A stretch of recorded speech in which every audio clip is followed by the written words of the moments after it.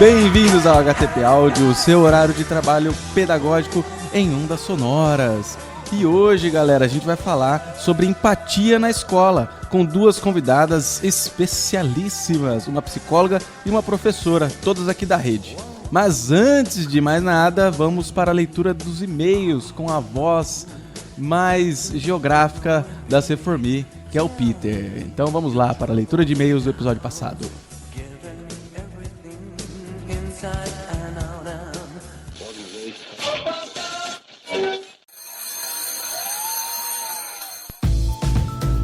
Muito bem, voltando aqui depois desses 30 dias maravilhosos de férias. Espero que vocês tenham tido férias boas, assim como eu tive, pelo menos. Se você não teve, que pena, porque eu tive. Bom, estamos aqui com o Peter do meu lado e ele vai ler aqui os e-mails relacionados ao episódio passado sobre o Grêmio nas escolas, né? Então, se você não ouviu, vai lá e ouça, por favor, porque tá muito, muito bom. Então, e aí, Peter, como foi as férias? Tudo bem? Tá vivo? O que você conta de bom pra gente? E aí, Bruno, tudo bom? Foram férias muito proveitosas com meu filho, brincando bastante lá em casa. Vamos fazer uma leitura de e-mails aqui, mas antes eu queria falar que muitos professores nos procuraram e nos parabenizaram pelo episódio de Grêmio Estudantil e principalmente pela participação dos alunos, é claro. Então a gente teve bastante recado pessoalmente, assim. Mas agora eu vou ler um e-mail aqui que a gente recebeu no nosso e-mail htpaudio@edu.vinhedo.sp.gov.br. Você pode escrever pra gente também, pra gente fazer a leitura aqui ao vivo, na gravação. Bom, o e-mail que a gente tem aqui é de uma ex-professora da rede, tá? Trabalhou com a gente e é muito bacana que ela vem acompanhando o nosso trabalho também ainda. É a Renier Rossi. Eu vou ler o e-mail dela na íntegra, tá, Bruno? Bom, então vamos lá. Bom dia, pessoal. Encontrei o projeto de vocês e estou adorando. Adorei a participação do professor Rafael da Mata e dos alunos. É tão bom poder ouvir os alunos descrevendo as diversas motivações que os levaram a escolher participar do Grêmio. Sou comunicativo, gostaria de ajudar as pessoas com as dificuldades delas e perceber como o envolvimento com esse projeto promove a empatia, o reconhecimento das emoções, a busca pela solução de problemas, a liderança, o aprofundamento das necessidades e o reconhecimento do funcionamento da escola e das suas problemáticas. Espero que venham novos assuntos, já estou aguardando. Abraço a todos. É isso, bacana. Obrigado, Renier. Continue nos ouvindo, escrevendo e-mails. E o que a gente faz é para vocês, professores. É isso aí, pessoal. Acompanhe nosso episódio agora que está muito bacana. Abraço. Vamos lá? Vamos para o episódio de hoje, Bruno?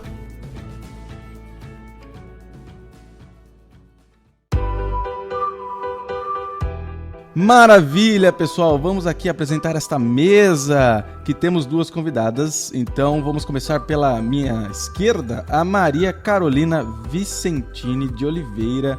Ela é professora de educação infantil na rede, lá no Marquês de Rabicó, e ela é psicóloga também. E ela faz parte do programa Psicologia Escolar desde 2014, que atende alunos de todos os segmentos aqui da nossa rede municipal de educação. Tudo bem, Carolina? Tudo bem, bom dia. Pode me chamar de Carol, que é assim que todo mundo me conhece aqui na rede. Eu trabalho aqui na prefeitura há um tempo já, comecei como guardinha lá em 94, Olha. Daí eu prestei o concurso, passei. Em 2001, eu efetivei na sala de aula. Aí, em 2014, eu fui convidada para fazer parte do programa de psicologia escolar. Como eu tenho formação em psicologia e pedagogia. E agora eu estou nesse programa, a gente atende as escolas de todos os segmentos aqui na rede. Nós somos um grupo de 5 psicólogas. E eu atendo 8 dessas escolas, de todos os segmentos. Eu atendo infantil, Fundamental 1 e Fundamental 2. Caraca, é muita coisa. É, bastante. A gente faz um trabalho com as crianças, com os adolescentes, de um acolhimento, né, na escola. A gente conversa com os professores, a gente conversa com as famílias. Às vezes a gente faz grupo de orientação. Então, nosso trabalho é voltado para esse desenvolvimento socioemocional mesmo. E aqui, à minha direita, está a Joana Dark Manente Caparelli. Sim, a Joana Dark, galera. É formada em Pedagogia pela Faculdade de Vinhedo, pós-graduada em Relações Interpessoais e Construção da Autonomia Moral. E ela trabalha na Escola Nilza Ferragutti com os terceiros anos esse ano aqui de 2019. E nos tempos livres ela substitui também. Tá dando aula de tudo quanto é coisa aí na rede. Tudo bem, Joana? Tudo bem, bom dia. É um grande prazer estar aqui, poder falar um pouquinho da minha prática pedagógica, conversar com a Carol, conversar com você, poder falar um pouquinho de como a gente trabalha dentro de sala de aula. Eu já sou professora há 8 anos, na rede é o meu 2º ano e tem sido uma experiência maravilhosa. Olha que bacana. E nós aqui do HTP Áudio, aqui da Seformi, estamos muito felizes que vocês vieram aqui para conversar com a gente, porque o tema de hoje é um tema muito importante. Começando que muita gente não conhece essa palavra ou não sabe exatamente o que ela significa, que é a empatia. E ainda mais empatia na escola. Então vamos falar sobre isso. Primeiramente, o que é empatia? Vamos perguntar para a nossa querida Carol. Carol, o que é empatia, Carol? Bom, empatia é uma capacidade, é uma competência que a gente desenvolve no decorrer da nossa vida, que é a capacidade de a gente se colocar no lugar do outro, de imaginar o que ele pode estar sentindo, de tentar identificar a emoção dele na situação que a gente está vivendo e ajudar a se colocar realmente no lugar do outro, ver aquela situação, se fosse comigo, como é que seria. Aí, por que é tão importante a gente ter empatia, desenvolver empatia no ambiente escolar? Por quê? Por quê? A empatia é a base das relações interpessoais, é a base do respeito. Então, quando a gente pratica a empatia dentro da escola, que é um ambiente social em que a gente está se relacionando, está se desenvolvendo nesse aspecto, melhora o nosso convívio. A gente tem um olhar diferenciado para o outro. Não é só a nossa perspectiva, não é só os nossos sentimentos, as nossas ações. Então, dentro da escola, isso se faz porque é o segundo grupo social que a gente está inserido. O primeiro é a família, que a gente já conhece um pouco de todo mundo já nos conhece. E o segundo é a escola, onde a gente vai encontrar com pessoas muito diferentes da gente, com valores diferentes, com propósitos diferentes, e a gente tem que lidar com tudo isso. E se a gente não praticar a empatia, vai ser muito dificultoso a gente ter um relacionamento adequado. A empatia, então, nos ajuda muito a resolver os problemas do dia a dia, talvez? Muito. Ajuda bastante. Porque a gente tira o foco do olhar só da gente. A gente consegue enxergar o outro também. Ah, que bacana. Ô Joana, me diz uma coisa. É fácil você ser uma professora sem empatia? O que você acha? Uma professora sem empatia? Sem empatia. Se você não tivesse empatia nenhuma, seria fácil ser professora? Eu acho que você não deveria ser professor no caso. Estabelecer uma relação com seus alunos, eu acho que é o ponto de partida para qualquer trabalho. A gente não está trabalhando com máquina, a gente não está trabalhando com objeto, a gente está trabalhando com ser humano. Então eu preciso entender por que às vezes o meu aluno chega chorando, eu preciso entender o que acontece na vida do meu aluno para eu saber como conversar com aquele aluno, como eu tratar. Então, não existe um professor que não possa ter empatia. Me desculpe, se ele não for empático, ele deve procurar outra profissão, não é, Carol? Exatamente, porque eu acho que é a base da relação, realmente. É entender, às vezes, o impulso que aquela criança teve de reagir daquela forma. Por que será com tanta agressividade desse jeito? O que será que está desencadeando tudo isso? É enxergar de um outro jeito. E às vezes a gente está falando aqui do professor para o aluno, né? Mas às vezes essa empatia é difícil a gente ter no dia a dia, né? Às vezes você tem um dia, no primeiro dia de aula, segundo dia de aula, chegando na terceira semana já começa a baixar o nível de empatia. Isso acontece com vocês? Acontece, porque nós também somos seres humanos, então existem dias que nós estamos mais calmos, tranquilos, e a gente não passou por nada ruim em casa, então nossa empatia tá lá. Mas existem dias em que nós também não estamos bem. Então, são dias em que talvez a gente não tenha tanta paciência, a gente não tenha tanto esse olhar carinhoso, esse olhar cuidadoso. Acho que o que acontece muito dentro da escola é a falta de oportunidade da gente conversar sobre isso. Então, a gente não enxerga o conflito como uma oportunidade de crescimento, desenvolvimento sociomoral. A gente quer sanar o conflito, a gente quer acabar com ele. Então, a gente busca, às vezes, atitudes que não promovem isso, não promovem esse pensamento.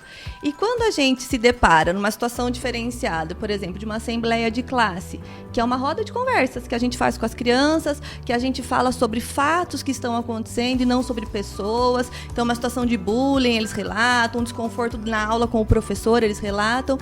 E a gente vem sem o julgamento, a gente vem falar sobre a situação, e aí você propõe, mas e se fosse desse jeito? E desse jeito? Aí você explica, pergunta o que significa empatia.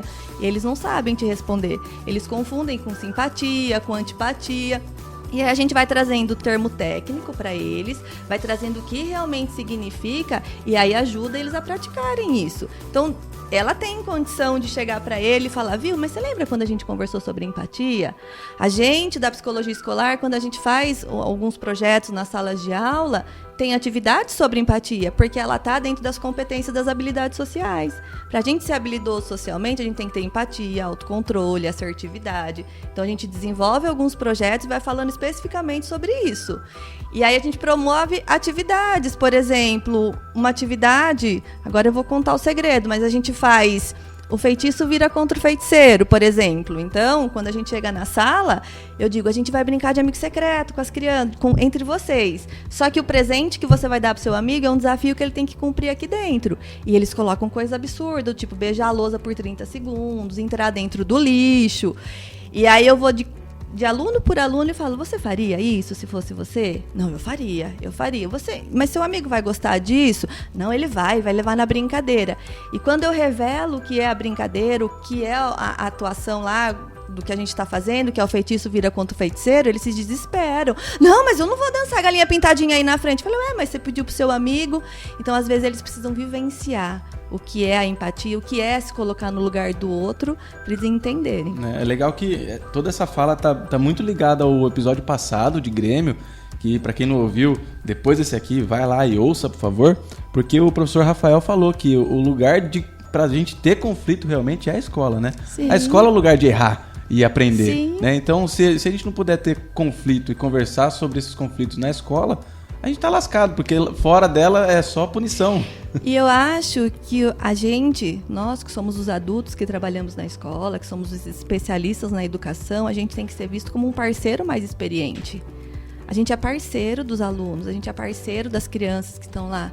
Então, só que a gente é um pouquinho mais experiente. Então, a gente tem que usar dessa nossa experiência no momento do conflito. Eu não posso me contaminar pelo sentimento dele. É dele esse sentimento. Ele brigou com o amigo. O que eu posso fazer para mediar isso tudo? O que eu posso fazer para ajudar a chegar num consenso, numa coisa positiva?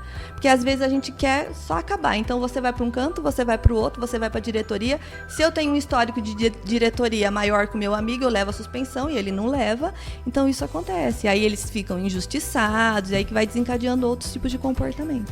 Nessa pós de moralidade que eu fiz, eu aprendi que os adultos que estão numa faixa de 30, 40 anos, eles sabem resolver melhor, ou acima, melhor os conflitos deles hoje, porque eles brincavam na rua. Quem resolvia o conflito na rua era a própria criança. Se voltasse para casa, a mãe não deixava sair mais. Então, quem era o responsável por resolver aquele problema era a própria criança. Hoje não. Hoje a gente tem que...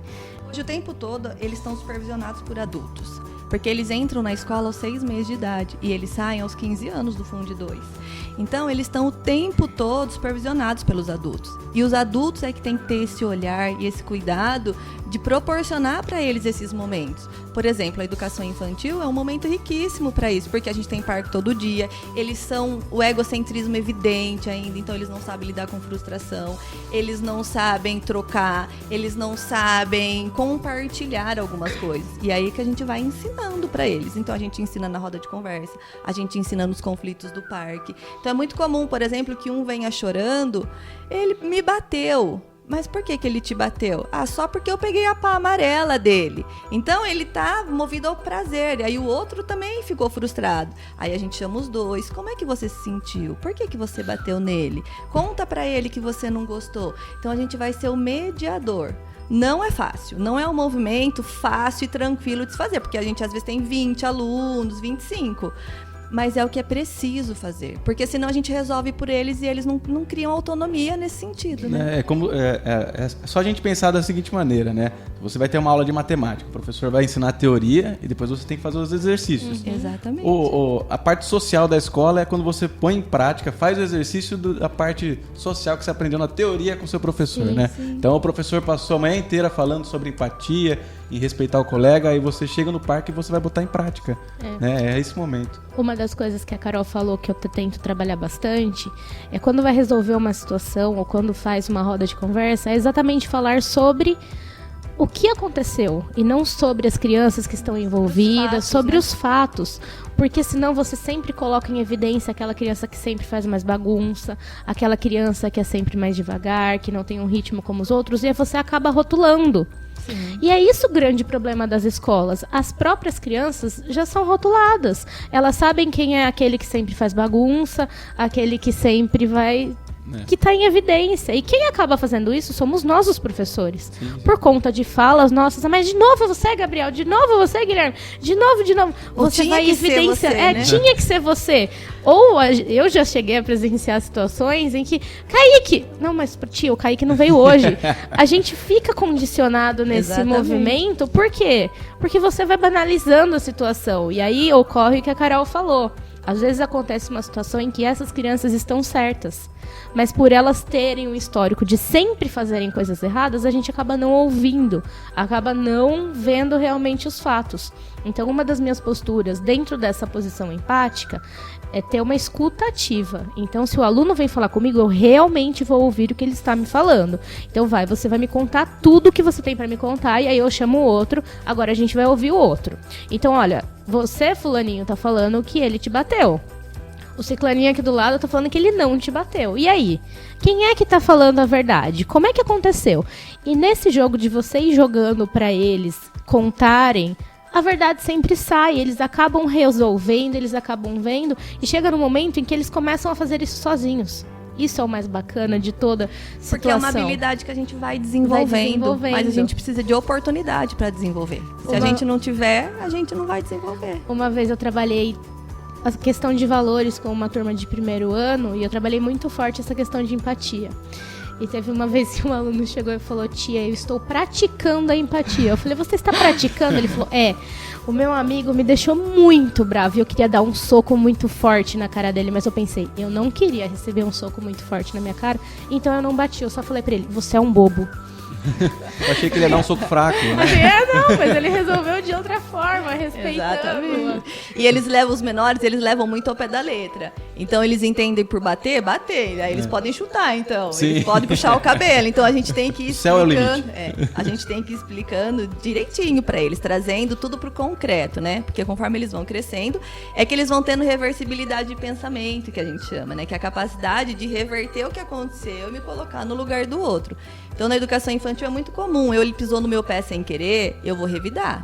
Eu vou querer pisar. Daí você fala: mas foi sem querer. Mas ele pisou no meu pé. Aí você explica: não, ele estava passando, foi sem querer. Seu pé estava ali, peça desculpa. Aí ele se contenta com a desculpa do amigo. Mas se a gente não intervém, eles vão lá revidar, porque eles não revertem o pensamento ainda. Isso a gente vai adquirindo conforme a gente vai crescendo, né? Parece que sempre falta punição. Sim, né? exatamente. Simplesmente resolver o problema não é o suficiente. Parece que sempre fica faltando. Mas né? aí você entra em um ponto que me chamou muito a atenção quando eu pude ficar um pouco no Fundo 2.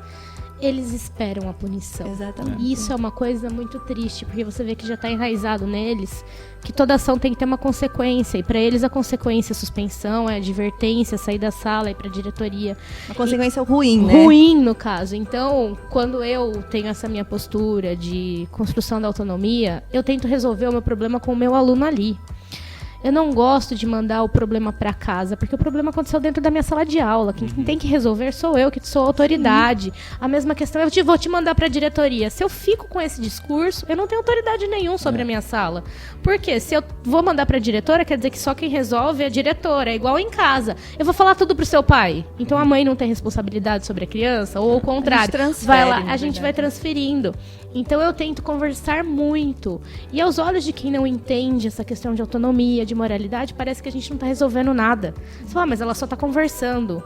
Mas é na conversa, mas é no muito diálogo. a longo prazo também, né? A gente não consegue, não adianta eu fazer uma assembleia de classe com eles e esperar a mudança total do comportamento. A gente até propõe algumas metas. Então eu vou numa semana e falo: a gente vai fazer isso, isso, isso. Vamos tentar resolver, vamos diminuir a tiração de sarro dentro da sala, vamos diminuir o jeito que a gente se comporta com determinados professores. Mas isso não acaba de uma hora para outra, porque eles têm que ir tomando consciência até do comportamento deles mesmo. Então, a gente quer tudo imediato, a gente não espera a longo prazo. Então, se eu faço essa ação com as crianças de fase 2, de primeiro ano, quando eles chegarem no quarto ano, eles vão estar resolvendo o conflito deles. Entendeu? Então, é isso que a gente tem que ter em mente também, não é imediato.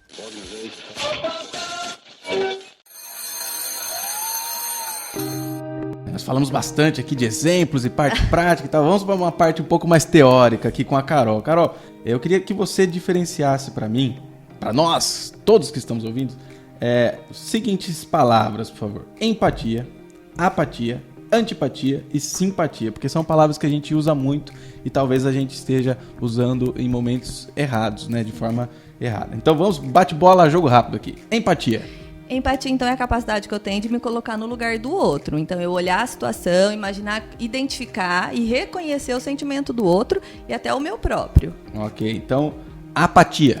Apatia é a ausência de sentimento. Então, eu não vou nem pro lado negativo, nem pro lado positivo, eu não reconheço, eu não sinto nada. Então, é a indiferença.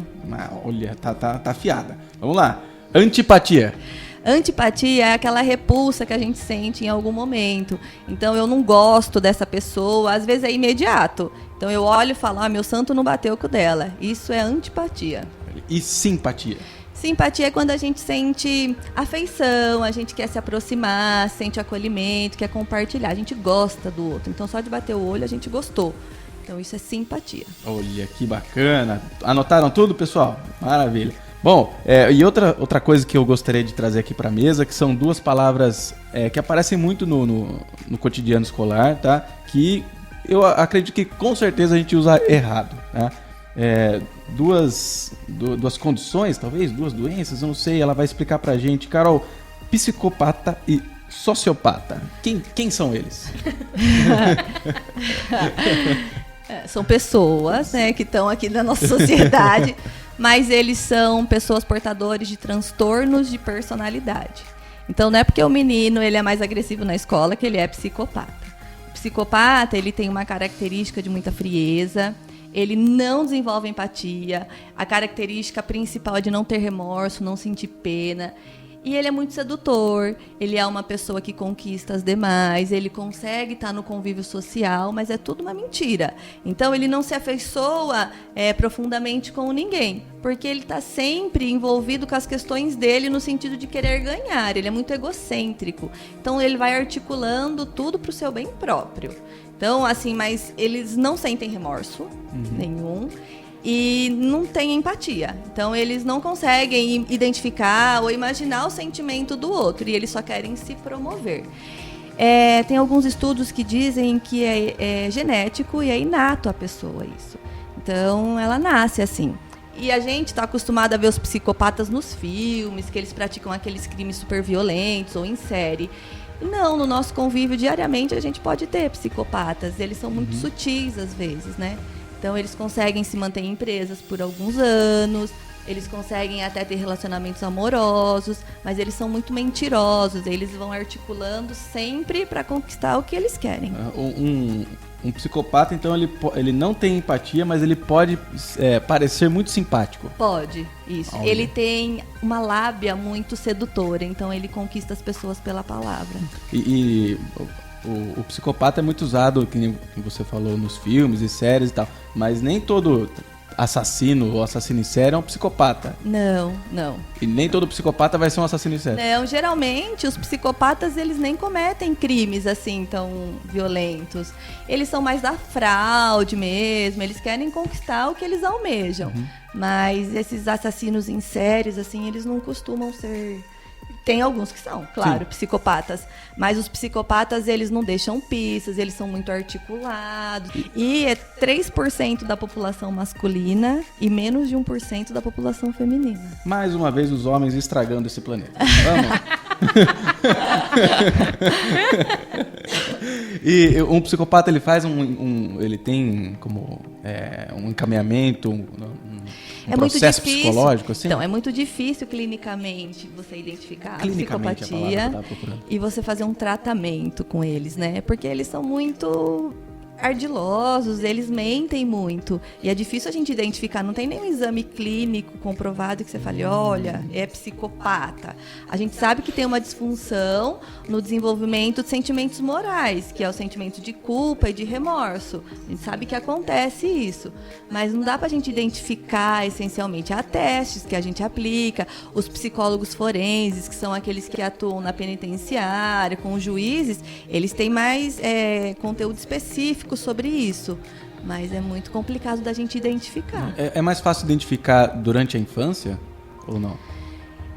A psicopatia, a gente começa a ver alguns sinais. Por exemplo, é uma criança muito fria, que não se incomoda, às vezes, de judiar um animal, dar risada de alguma situação que todos os outros estão impactados e ela fica dando risada. Então, ela não consegue se colocar no lugar do outro, mas é difícil identificar.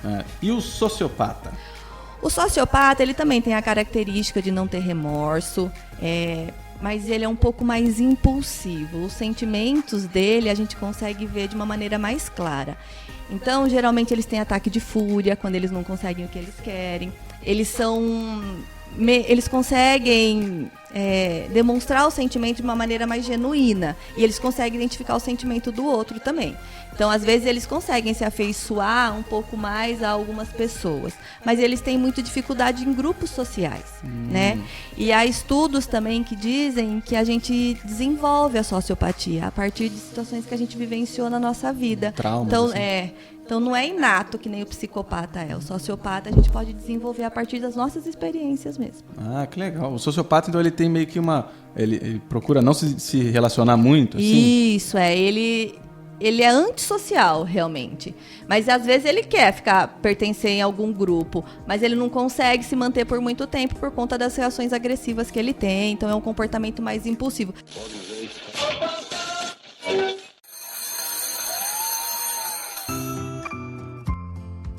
Voltando um pouco para a empatia, então, que nós conversamos sobre as crianças na sala de aula, os professores e tudo mais. Em que momento da nossa vida que a gente começa a criar essa empatia, a desenvolver?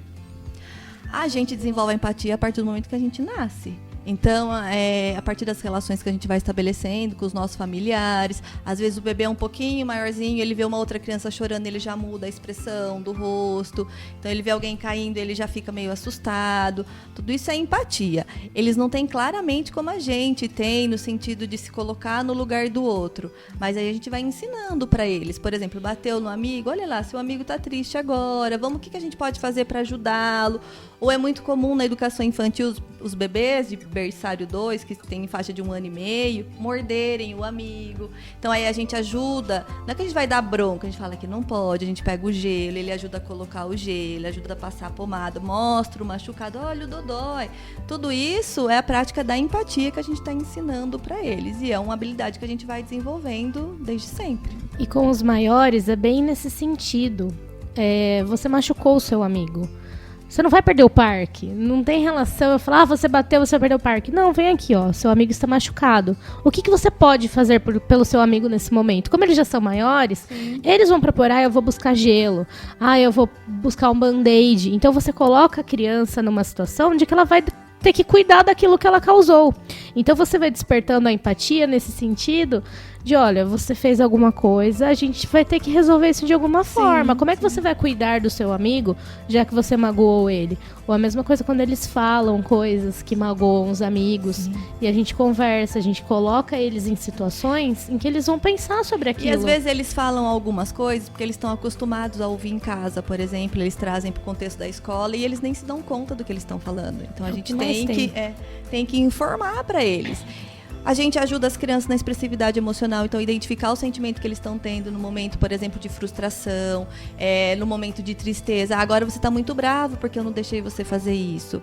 Realmente, a gente está reconhecendo o sentimento dela, a gente está validando, não significa que a gente vai fazer o que ela quer, mas eu estou reconhecendo como é que você está se sentindo, estou dando nome para isso. Isso ajuda também na empatia, porque quando eles olham uma outra criança fazendo birra, por exemplo, falam, nossa, ele está muito bravo naquele momento, acho que a mãe dele não deixou ele fazer alguma coisa, não comprou sorvete. Então, tudo isso é uma prática do dia a dia mesmo, e desde pequenininho a gente já começa com eles. É legal que você falou da criança, da creche, por exemplo, que às vezes é mordida, e os pais ficam muito bravos, né? Meu filho foi mordido e tal. Sim. E é legal para os pais que estiverem ouvindo aí, seu filho foi mordido, seu filho é um material pedagógico nesse momento. Né? Ele está servindo para aprendizagem de outros alunos e dele também, né? Porque... Geralmente a gente faz reuniões para os berçários para falar sobre mordida, porque a mordida, o pai consegue mensurar a dor que o filho teve. Então o pai é muito empático com o filho, ele fala, olha, mordeu bem no lugar que mais doía. E a criança que mordeu não pensa nisso, ela morde onde está na altura, então às vezes morde o rosto, às vezes morde o braço. Então, a gente explica sobre tudo isso, que é uma fase do desenvolvimento, porque eles não adquiriram a linguagem ainda, mas já estão frustrados, eles querem demonstrar isso. Então, a gente vai ensinando e ajudando os pais nesse sentido. Eu tenho uma dica prática sobre essa atividade de trabalhar com sentimentos. Com os meus alunos, eu tenho emojis. Como eles amam esse mundo de emojis, eu tenho almofadas com várias expressões e eu faço a roda. E eu peço para eles irem pegando uma almofada, para eles tentarem nomear o sentimento que aquele emoji está querendo transmitir e que eles me contem em que situação eles já sentiram aquilo, eles já vivenciaram aquele tipo de emoção. E é interessante, porque eles começam a entender o que é estar angustiado, o que é estar ansioso, o que é sentir saudade, porque pra eles, ou eu tô feliz ou eu tô triste, mas não é só a felicidade e a tristeza que existe. Então, por meio dos emojis, eu consigo trabalhar os diversos tipos de sentimentos. E se a gente for pensar nas habilidades sociais, uma das habilidades que a gente tem que ter é a expressividade emocional adequada. E se eu não identifico o que eu tô sentindo, como é que eu vou expressar adequadamente? Então, a gente tem que ensinar as crianças e tem que mostrar para eles quais são os sentimentos, como é que eles aparecem, o porquê que aparecem. É muito comum, por exemplo, quando eu atendo uma criança que está com a agressividade muito alterada, aí eu falo, você acha que eu sinto raiva? Aí eles olham para mim e falam, acho que não. Eu falo, todo mundo sente raiva. Sua professora sente, eu sinto, você sente, meu marido, todo mundo sente. Qual que é a diferença disso? Qual é a diferença? Eu falei, é o jeito que a gente se comporta quando a gente está com raiva. Então, eles precisam identificar primeiro, para depois eles mudarem o comportamento que eles estão tendo, que às vezes é inadequado na expressão, né? Às vezes eu estou com raiva, eu bato, não preciso bater. Tem algum outro jeito?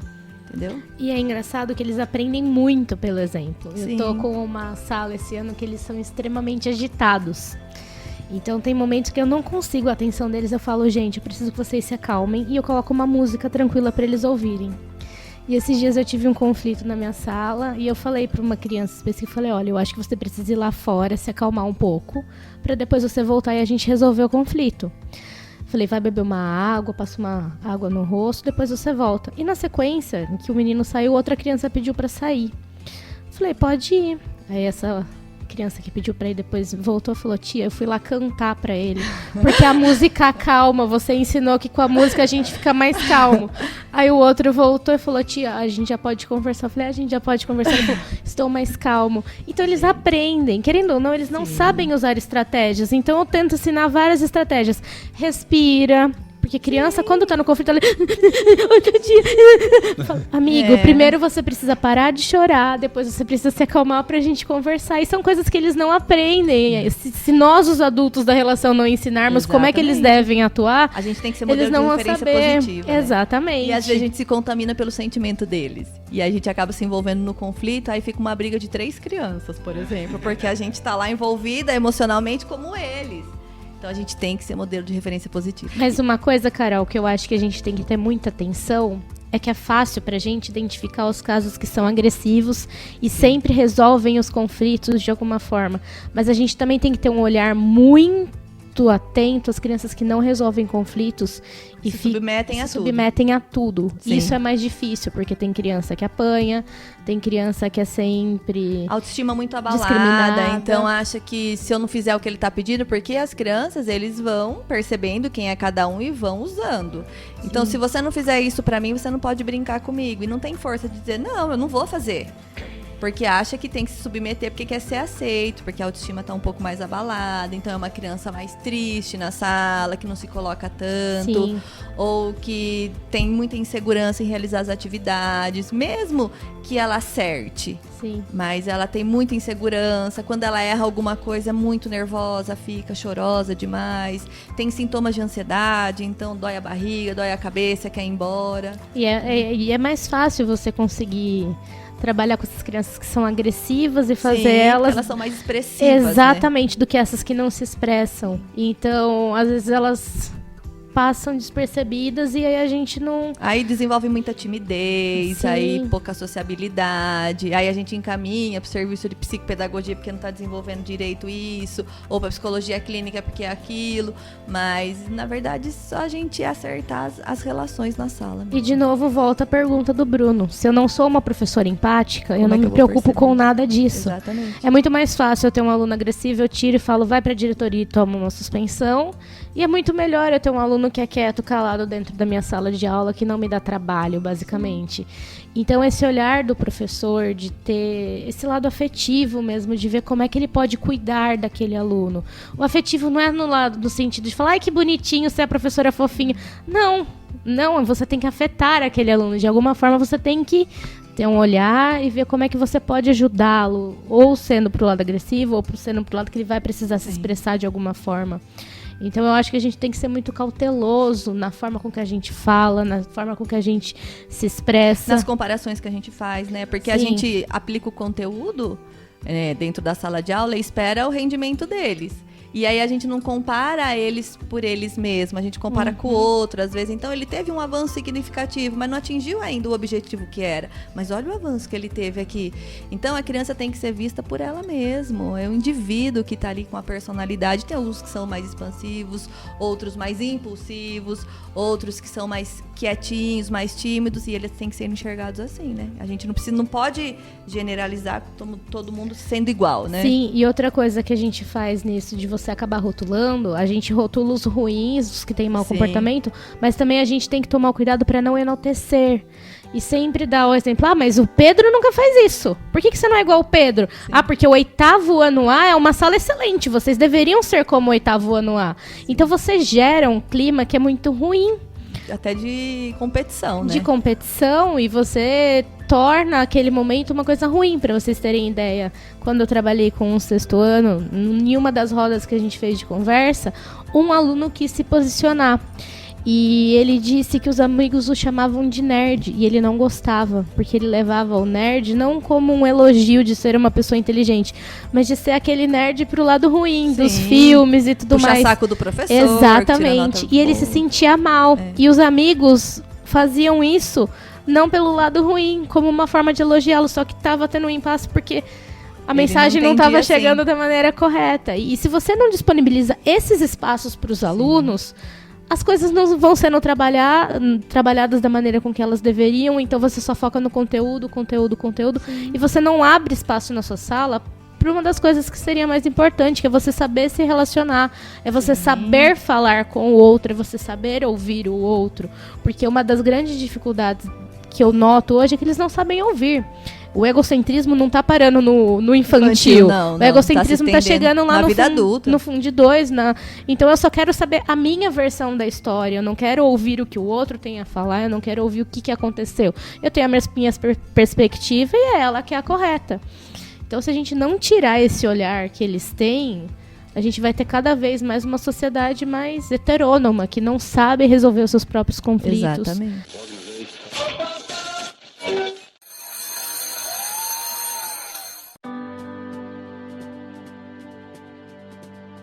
Continuando um pouco essa conversa, a gente está falando das crianças, né? Dos jovens, das crianças. Mas o aprendizado da empatia, acredito eu, se eu estiver errado, me corrija, que não para por aí, né? Ela pode continuar. Tem algum lugar um momento da vida que a gente para de aprender a ser empático? Ou você, professor, que descobriu que você não é empático, você pode aprender? Isso é verdade ou é mentira? Pode aprender. Pode, eu acho que a gente vai aprendendo na nossa vida com as experiências que a gente tem.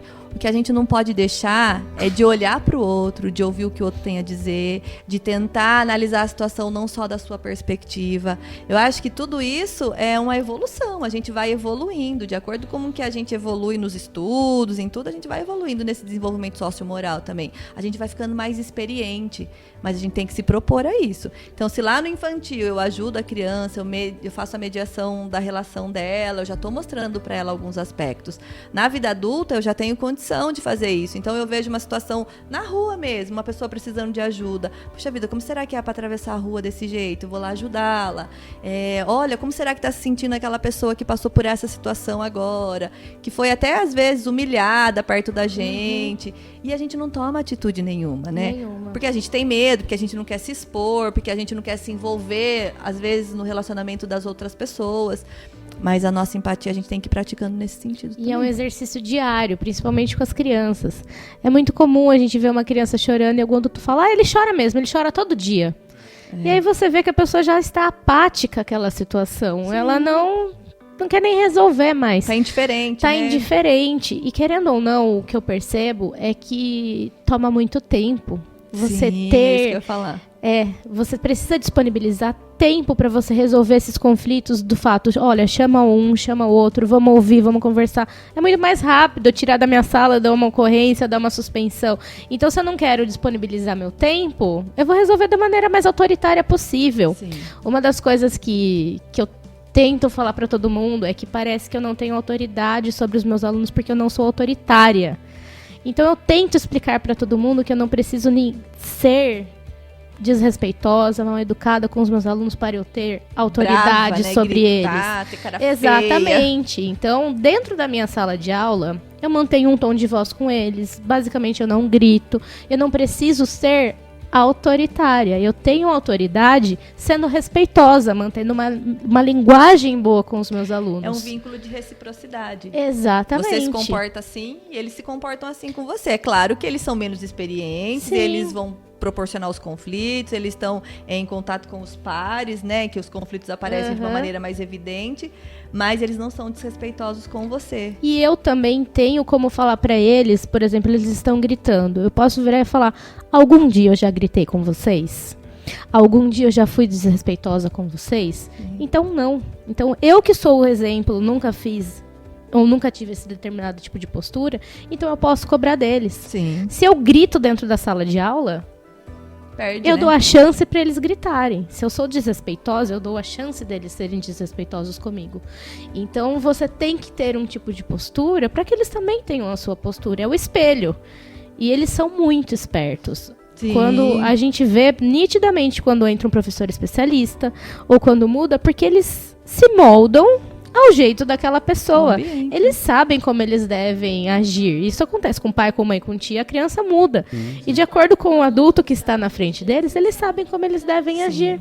É legal pensar, por exemplo, se você parar para pensar assim, o professor está gritando, ele está exercendo a autoridade. Mas o professor que está falando baixo, no meio da gritaria e é ouvido, ele tem muito Também, mais autoridade, muito né? mais autoridade. Porque é uma referência muito positiva. Eu tô ouvindo porque eu quero te escutar. É o respeito, faz bem. né? Exatamente. O respeito Sim. acima da autoridade, da punição, né? Do castigo.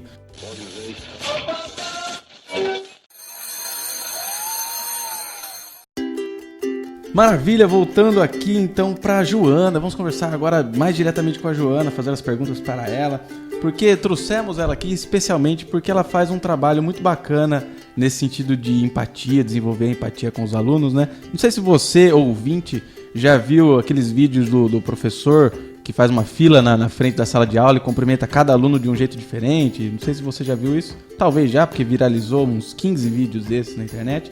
Mas a Joana faz trabalhos aí nessa linha. Então eu gostaria de conversar com a Joana aqui, que ela me contasse quais são os seus trabalhos assim mais específicos de empatia, né? Porque eu lembro que você mandou um vídeo pra gente onde você recebia seus alunos com um recadinho em cada carteira direcionado para cada criança. Isso foi muito bacana. Me conte um pouco mais do seu trabalho, Joana. Existem coisas que são indissociáveis, por exemplo... Trabalhar com a empatia está diretamente ligado à afetividade, que também está ligada à construção dessa autonomia das crianças. Então, eu tento ser uma professora afetuosa no sentido de receber os meus alunos bem. Então, existe a parte do carinho, existe a parte de como eu os recebo. Então, na porta da minha sala existe uma frase: ao entrar nesta sala, você é educado, é paciente, é querido, é amado. E um tanto outros de adjetivos, mas que não se contentam aquela porta apenas, porque eu tenho que fazer aquilo acontecer efetivamente dentro da minha sala de aula. Então não é algo posto só para chamar a atenção. Então eu recebo um dia meus alunos na porta da sala com um abraço, com um beijo. Outro dia eu deixo uma bala com uma cartinha em cima de cada mesa. Ou outro dia eu recebo com uma música dentro da sala de aula. Para mim, a sala de aula é como se fosse a casa deles. É como se eu estivesse recebendo visita, porque também é a minha casa. Então, se eu estou recebendo visita todos os dias eu tenho que recebê-los bem. Então, é uma parte de todo um processo eu querer que a minha casa seja enfeitada, então eu também quero que a minha sala de aula seja enfeitada. Eu quero que todos os momentos tentem ser bacanas para aquelas crianças. Então, quando eu me lembro da minha escola, eu não me lembro da minha aula de português, mas eu lembro da forma com que minha professora me tratava. Então, se eu tive uma professora que foi muito brava comigo, eu lembro dessa professora sendo brava. Eu não me lembro se ela era uma excelente professora de geografia ou não. Porque a gente tem uma coisa que chama memória afetiva, né? Então, a gente vai lembrar da afetividade, realmente, do que eu senti. E você ser recebido de uma forma tão acolhedora te traz um aconchego, um prazer de estar naquele ambiente, né? E começa com a organização do ambiente, realmente, de como a professora tá ali, como é que ela tá, a feição dela, o olhar dela para você, se ela tá bem humorada ou não. Então, tudo isso vai influenciando. E é isso que eu tento fazer no dia a dia. Então, é claro que tem dia que eu tô cansado, ou que tem dia que eu não tô de bom humor. Isso não vai rolar da mesma forma. Mas, assim, dos meus 200 dias letivos, eu tento estar, assim, em 180 deles. Porque, de novo, eu tô trabalhando com um ser humano, eu preciso dar o meu melhor para cada uma das crianças. E como eu tenho essa relação muito aberta, se eu tô num dia ruim, eu chego e falo, gente, hoje a Pro não tá bem, hoje eu tô com dor de cabeça, hoje eu não tô bem mesmo. E eles entendem. Porque eles sabem que existe essa relação de respeito, essa relação de carinho. E assim, tudo que você dá pra eles, eles te retornam de uma forma muito positiva. Então, nada que eu faço, eu tô esperando um retorno. Mas é inato deles. Então, eu deixo cartinha na carteira deles. No final da aula, tem 15 cartinhas na minha mesa agradecendo. Por quê? Porque eles estão recebendo amor, eles estão recebendo carinho. É claro que existe toda a parte pedagógica que eu tento trabalhar. E aí também entra a minha questão de empatia, da forma, como é que eu gostaria de aprender esse conteúdo? Então eu tento apresentar um conteúdo de uma forma lúdica, de uma forma prazerosa, através de uma brincadeira. Então aí também já entra outra vertente, que é a vertente da pedagogia. Você vai ser mais tradicional? Você vai ser mais construtivista? Você vai ser mais sócio-interacionista? Como vai ser a sua aula? Mas não tem como. Se eu sou uma professora tradicional, vai estar sempre um aluno sentado atrás do outro, eles não vão conversar. E não é assim minha sala de aula. Como é que funciona a empatia nos lugares? Eu não tenho mapa de sala, porque eu não acredito em mapa de sala. Então, assim, dependendo do dia, eles chegam, eles se posicionam todos na frente da lousa, eu faço um círculo, e aí eu escolho um. Eu falo, Bruno, vem aqui, quem você vai querer do seu lado hoje? Aí o Bruno escolhe quem vai do lado. Aí o fulaninho vai escolher. E eles vão escolhendo quem pode ficar do lado deles. Aí um outro dia, eu organizo por grupos. Eles escolhem os grupos. E um outro dia, eles têm que se arrumar em trios. E eles vão se arrumando em trios. Isso já demonstra empatia, porque eles vão ficar de novo, da 1 a 6, enfileirados, um olhando a nuca do outro. Então eu coloco eles em grupo, eu coloco eles em dupla. E aí entra a relação de autonomia deles. Eu falo assim, vocês têm a chance de ficar nos grupos em que vocês escolheram. Só que se vocês começarem a atrapalhar a aula, se vocês não conseguirem controlar o corpo de vocês, eu vou ter que desmanchar esses grupos. Então tá na mão deles, do tipo assim, eu tenho a chance de ficar aqui sentado com meu amigo, minha professora já tá deixando. Eu vou ter que me controlar. Então eu falo, existem os momentos em que vocês podem conversar, e existem os momentos em que vocês precisam prestar atenção em mim.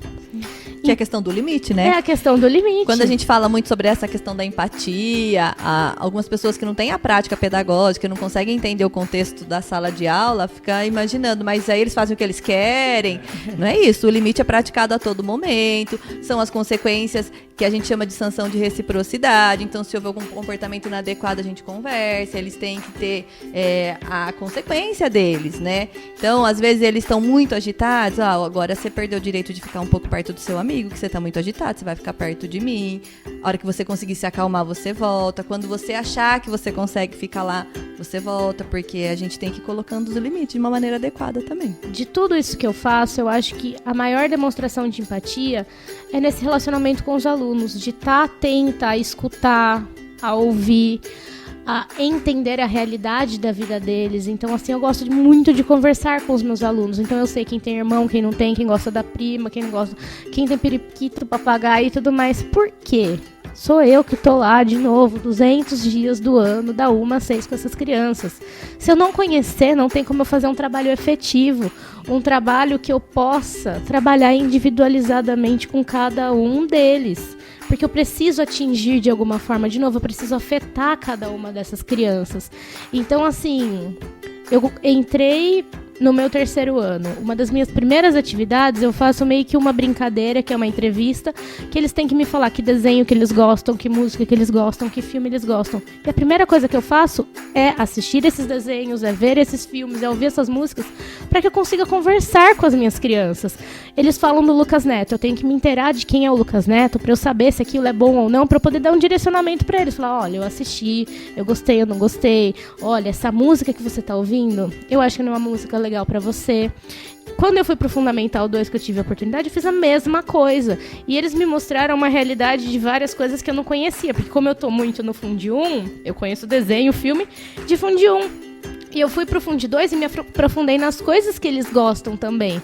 Leva tempo, mas de novo, esse é o meu trabalho. Eu sou professora, eu preciso estar envolvida nos processos das crianças, eu preciso entender o que é o ticolé que eles estão cantando, o que é o meme que surgiu dos R$3, eu preciso estar inserida no mundo deles para que eu possa fazer um trabalho bem feito. E é aí que vem as consequências deles ficarem mais ligados a você, deles quererem estar na sua aula. Então, uma das coisas que mais foi bacana para mim no Fundamental 2, algumas crianças que são muito rotuladas, que são muito difíceis, em momentos em que elas estavam sem aula, com aula livre porque não tinha professor, elas vinham pedir para ficar na minha aula. Eu falava, poxa, essa criança podia estar na quadra lá, correndo, fazendo o que ela quisesse. Ela veio pedir para assistir minha aula. Então eu acho que alguma coisa tá saindo certo aí, porque são aqueles alunos que... O acolhimento, né? É o acolhimento, então... E eu acho que isso falta um pouco por parte de alguns professores. É claro que, de novo, não generalizando nem nada, mas essa parte afetiva, essa parte da empatia, do acolhimento, de você ouvir, de você saber quem é seu aluno, falta. E eles sentem. E como eu sempre trabalhei com os pequenos, o retorno deles é algo muito instantâneo. Então, você é a melhor professora do mundo, tanana, tanana. Vira uma coisa que eles falam. Eles ficam um dia com o professor e falam, você é o melhor professor do mundo. Tanana. É porque eles não são tão criteriosos. E quando eu fui pro Fundamental 2, que eles já têm uma noção maior de tudo isso, e eu tive o retorno deles, foi algo muito positivo pra mim. Porque as crianças, elas são muito mais acessíveis, né? Então a criança, ela se sente acolhida, agradada, ela vai te responder de uma forma imediata. O adolescente já fica desconfiado. O que será que ela tá querendo? Será que vai ser assim na próxima aula também? Eles são mais resistentes de se aproximar dos adultos, às vezes. E quando eles te demonstram esse carinho, essa reciprocidade, que eu falo de novo, é muito positivo, é muito. A gente da psicologia escolar, eu vou em escolas de Fundi 2. Então, eles têm um pouco de resistência quando eles são indicados, ou pela direção que está percebendo alguma coisa, ou algum professor que percebeu um comportamento um pouco mais estranho ou diferente, eles encaminham pra gente. E eles têm resistência de vir falar conosco, porque psicóloga, eles falam, nossa, mas eu não tô louco.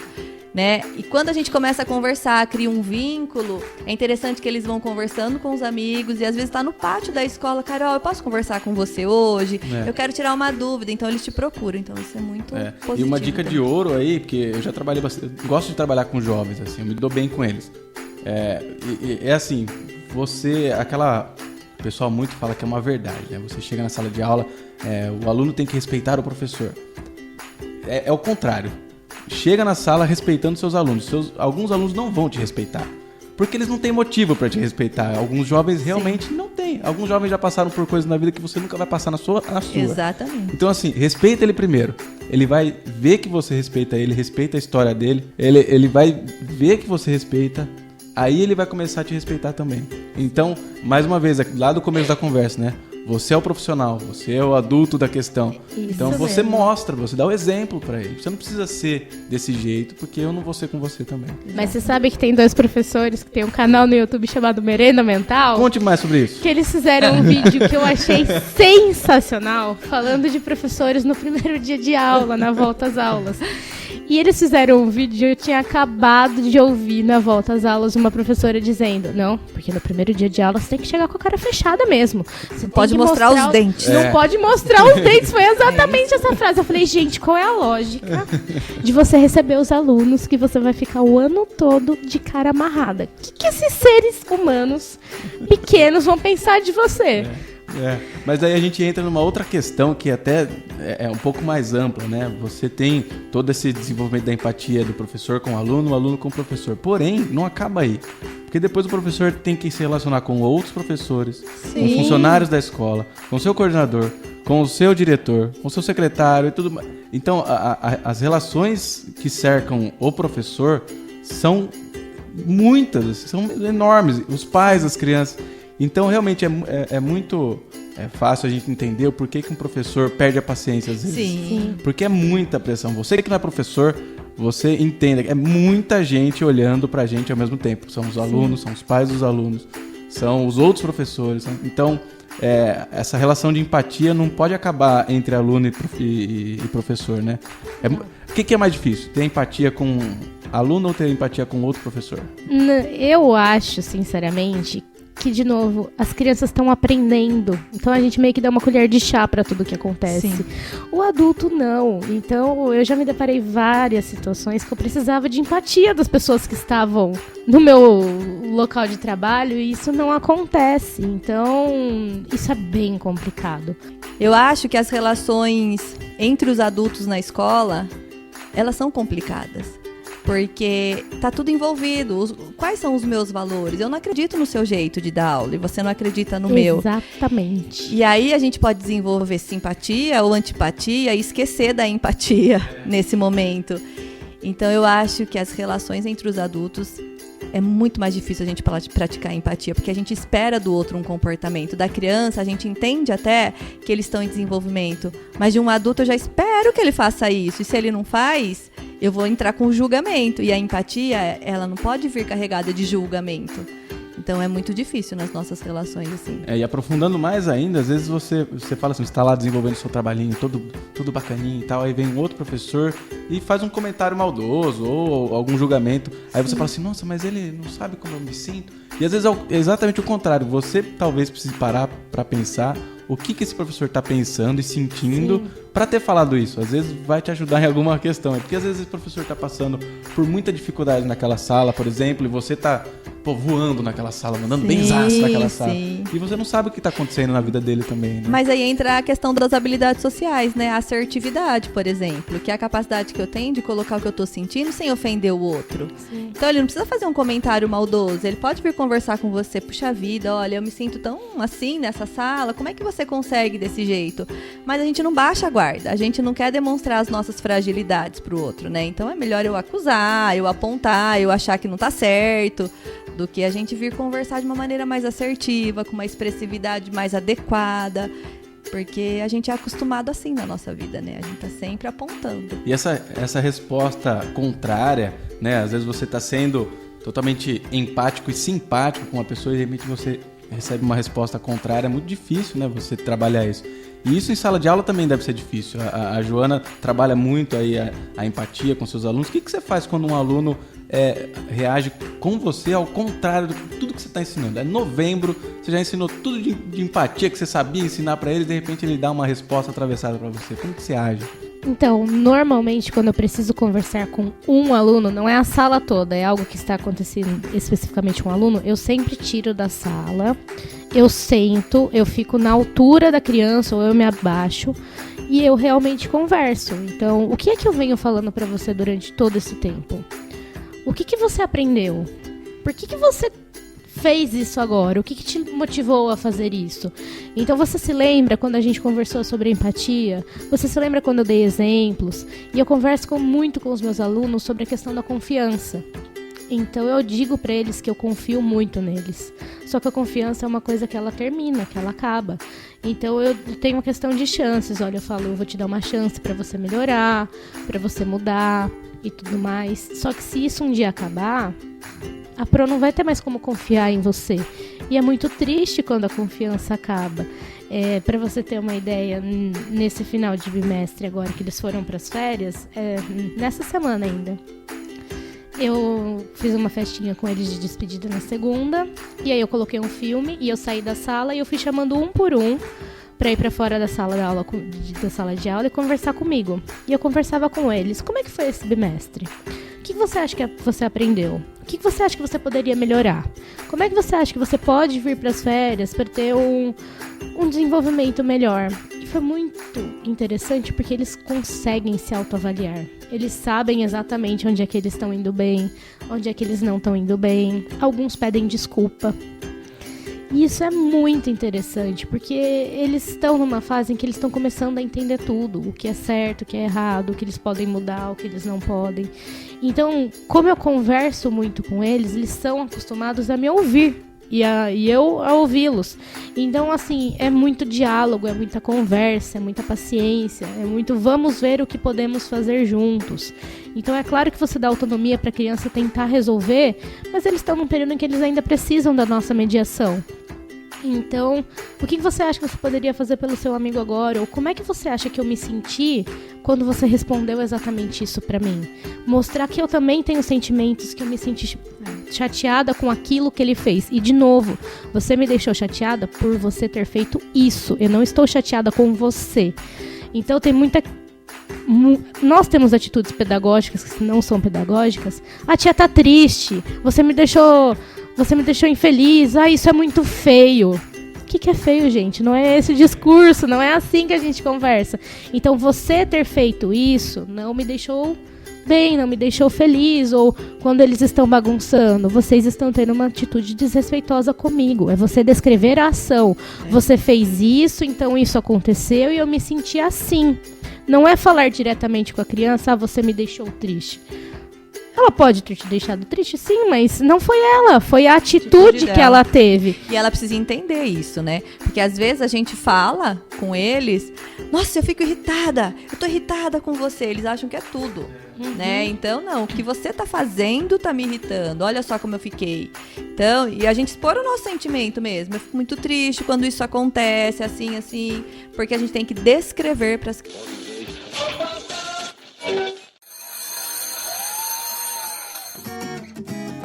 Eu queria pegar o gancho aqui do que já foi falado nessa última parte, pra gente caminhar pro final do programa, infelizmente, porque a conversa tá muito boa, mas, assim, talvez seja uma pergunta pra fechar aí, ou talvez teria sido a primeira pergunta pra ter um podcast inteiro só sobre isso, mas vamos ver o que acontece.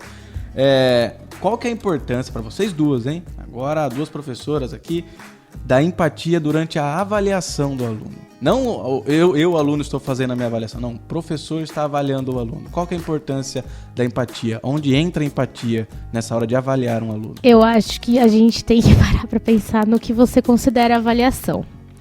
Então, eu vou te explicar um pouco como eu avalio os meus alunos. Durante todo o percurso, eu vou anotando como é que eles estão em aula, como é que eles têm entendido o que eu tenho falado, os posicionamentos que eles têm, as dificuldades. Então, eu não avalio os meus alunos por uma única prova. Onde eu aprendi o seguinte: imagina que você tem que tirar uma foto 3x4, mas no dia anterior você teve uma diarreia, você estava com uma virose, você estava horrível, e aí você acorda e vai tirar aquela foto 3x4. Você pode ter saído horrível. Mas, hoje em dia, existem as redes sociais em que você posta foto diariamente. A chance de você sair melhor nessas fotos que você posta diariamente é muito melhor. Então, professores que avaliam um aluno por uma única prova têm a chance de pegar o aluno depois de uma virose. Isso não é bom, porque eu posso dar uma semana de prova, em uma semana de prova que faleceu alguém da família do meu aluno, ou que ele está gripado, ou que ele está ruim, e eu desconsidero todo o meu trabalho durante o bimestre. Então, de novo, a empatia vai rolar diariamente no processo em que eu vou conseguir avaliar os meus alunos. Nisso que eu contei que eu tirei eles da sala, eu tenho algum critério que eu chamo de avaliação qualitativa, que é a qualidade de tudo que eles me apresentam em relação ao comportamento deles. Então eu pedia para eles me mostrarem a nota 10 na mão deles, e eu falava que cada critério que eu fosse falando, eles tinham que descer um dedo. Então eu falava, você acha que você brinca muito durante as minhas explicações? Ele, sim. Eu falei, então abaixa um dedo. Você acha que você corre dentro da sala de aula? Ah, correr não. Você acha que você traz brinquedo em dia que não é pra trazer? Ah, eu trago, então abaixa outro dedo. E eu fui falando 10 critérios. E cada criança, né, chegava na sua nota final. Eu falava, então, tá vendo? Eu tenho alunos que foram excelentes na prova, tiraram nota 10. Eu falei, mas você acha que você merece 10 no seu boletim? Não. Eu falei, por que não? Porque eu não me comporto. Eu falei, então, é assim que eu vou fazer a sua nota. Isso é empatia pura. Eu tô mostrando pra ele que eu me importo com todo o processo que ele veio me mostrando no meio do caminho. O aluno enxerga que ele é um ser completo, né? Que ele não é um pedaço de papel só, ele não é um número, né? Exatamente. Então eu acho que é isso que é a função do professor. É você mostrar pro aluno que ele é uma somatória de coisas. Não é só a prova que define um aluno ou não. Até mesmo porque eu ainda tô com uns pequenos, então eles pegam prova, eles, tia, 8,5 é bom? Tia, 3,5 é bom? Porque eles ainda não têm essa noção do que é algo bom ou algo ruim. Na avaliação, eu sou professora de educação infantil, então a nossa avaliação é por meio de relatório. A gente olha para a criança a partir dela mesma, né? Mas é muito triste a gente ter que dar uma nota. Você é 10, você é 6... E a criança se apropria daquela nota. Então, eu sou 6 mesmo. Eu sou 5 mesmo. E se eu não olhar para todo o bimestre, se eu não olhar ele para ele... Às vezes, ele evoluiu mais do que aquele que tirou 10 na prova. Então, a gente tem que olhar para isso. É a criança por ela mesma. Então, que desenvolvimento ela teve? Quais são os aprendizados que ela teve? Do que ela se apropriou aqui? Agora, de tudo isso que eu falei... Algumas crianças têm mais facilidade de aprender o conteúdo? Sim. Outras têm mais facilidade socialmente. Então, aquela que tirou 10 na prova, às vezes, ela tem uma dificuldade imensa de relacionamento interpessoal. Então, ela tem que ser olhada por ela mesma. Então, tem que investir mais nesse aspecto ou naquele aspecto. Só que eles esperam da gente uma nota. Sim. Né? E aí, a gente tem que explicar tudo isso pros pais também. Como assim? Ele tirou 10 na prova, mas você colocou 9 no boletim. Não, ó, mas ele correu na sala, ele fez isso. São combinados que eu estabeleci com eles. Mas vai vir questionamentos. Sim. E a gente, que é profissional da escola, tem que estar preparada para esses questionamentos.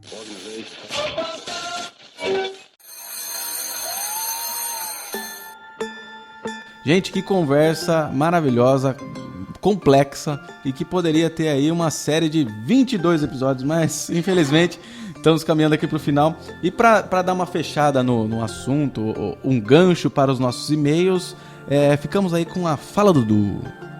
Fala, Dudu. Fala, Dudu. Fala, Dudu. Fala, Dudu. Fala, Dudu. Fala, Dudu. Fala, Dudu.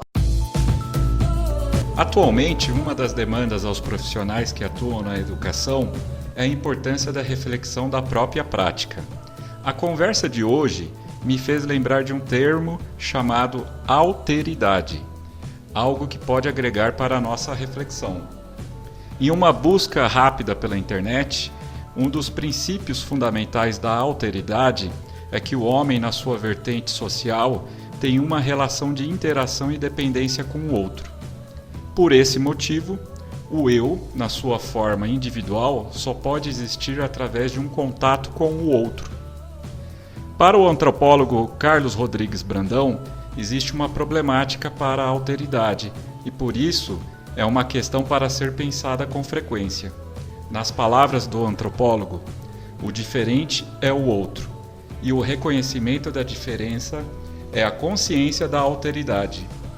A descoberta do sentimento que se arma dos símbolos da cultura para dizer que nem tudo é o que eu sou, e nem todos são como eu sou. Tenho a impressão que a alteridade antecede a empatia. Nesse caso, se o professor desconsiderar o outro, dificilmente irá desenvolver a empatia. Gostaríamos de saber a sua opinião sobre o podcast de hoje e conhecer outros pontos de vista e experiências sobre a temática. Abraços!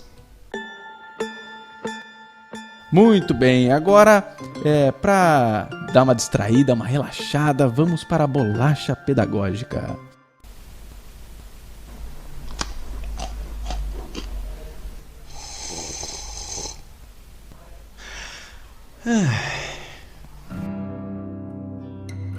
Bolacha Pedagógica, esse momento onde o pessoal vai fazer indicações do que está acontecendo na vida dos outros aí. O que vocês estão assistindo, o que vocês estão vendo, o que vocês indicam, o que vocês gostam de fazer. Vamos começar pela Carol. Carol, sua indicação para a galera aí conhecer coisas novas. Bom, eu pensei uma coisa que eu gosto muito de assistir, que é pro meu lazer mesmo. Não tem nada a ver com a psicologia, nada a ver com pedagogia ou com escola. Assim que a gente gosta. Eu gosto muito de assistir série coreana. É bem incomum. Eu assisto no Netflix, eu assisto no aplicativo do Viki. Traz um pouco sobre a cultura asiática, né, lá da Coreia. Mas são séries românticas, novelinhas de 16 capítulos só, mas bem romântico, uma coisa de lazer mesmo. Tem no Netflix séries coreanas? Tem no Netflix. Caraca, essa eu não sabia. Eu sabia que tinha filmes, mas séries eu não sabia. Tem Tem sim. alguma que você gosta, que você queira... Agora eu tô assistindo Uma Noite de Primavera. Olha, até É o uma nome delícia, é melado, né? é melado. Mas eu gosto muito, que é pra relaxar mesmo. Ah, que bacana. E a Joana? Joana, me diga a sua indicação. A minha indicação é um pouco pedagógica, mas nem tanto. É um seriado do Netflix que eu sou apaixonada, que se chama Merli. Sou apaixonada pelo Merli, ele é um professor e pra mim ele é um exemplo claro do que é empatia com os alunos. Ele tem, é claro, os seus excessos pessoais e tudo, ele é um ser humano, mas ele é um exemplo claro do que é empatia dentro do aspecto escolar, porque ele se envolve na vida dos alunos, ele tenta ajudá-los. E é uma série incrível. Assistam! Merli é muito bom mesmo. E a minha Bolacha Pedagógica é eu vou falar de uma história em quadrinho que eu estou lendo. Ela já é um pouco mais antiga, ela não é nova, ela é de 89, chamada Sandman. Tá? Quem gosta de história em quadrinhos conhece ela, porque ela é uma história muito clássica, mas ela está sendo relançada agora em pequenos fascículos mensais, já está na 2ª edição. Então quem já conhecia esse nome e quer começar a ler, nunca leu, pode ir na banca procurar que o Sandman está voltando aí para as bancas. E é muito, muito bom. Vai falar sobre o Morfeu, a entidade do sonho, o deus dos sonhos e suas aventuras e peripécias. É muito bacana, aconselho.